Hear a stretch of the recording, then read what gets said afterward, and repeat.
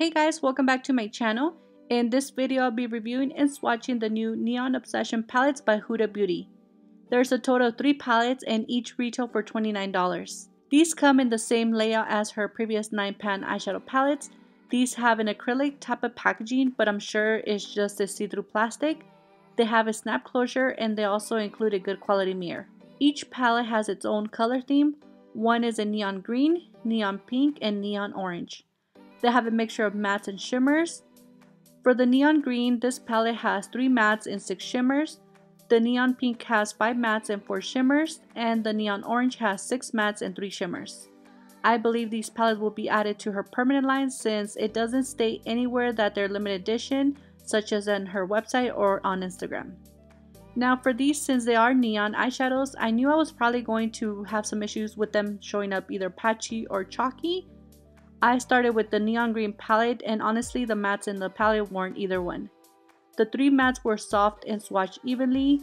The 2 matte greens were sheer, but they were buildable, and the peachy pink was a bit more pigmented than those.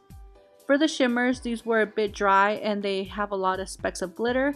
In my opinion, they are more like a topper for an eyeshadow.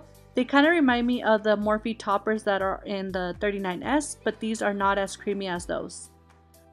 Next, for the neon pink palette, the mattes in this palette were more pigmented than in the ones in the green.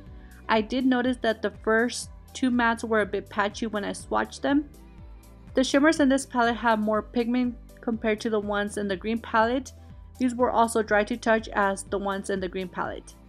For the neon orange palette, this one is the one I had the mattes show up patchy and chalky, especially for the 2 orange shades and the peachy coral. Those swatched very bad and I had a lot of kick up. The shimmers in that palette were also dry to touch. They did have less specks of glitter compared to the green and the pink palettes. For those that don't know, I do my swatches over bare skin, so when I tested the eyeshadows with the primer, the problem was solved, especially with the orange palette. Once I applied a primer, and the primer I used was Shadow Insurance by Too Faced, the mattes swatched evenly without any issues. They were not patchy or chalky. They also blended out smoothly when using a brush. So if you go inside a Sephora and want to swatch these, make sure you apply a primer so you can see the difference a primer does with these eyeshadows. I also noticed that the pink and orange shades seem to stain the skin, but it washes off right off. But when you do use a primer, they do stain for a bit longer. My stains were visible until the next day. So overall, I personally do like these palettes. At first I was disappointed, but once I tried them with the primer, I was happy to see I could make them work.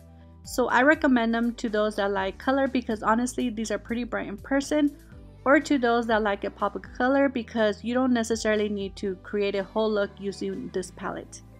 I also recommend them to those that like glittery eyeshadows since the shimmers have a lot of small specks of glitter. So I hope this video was helpful. Let me know what you guys think about these palettes.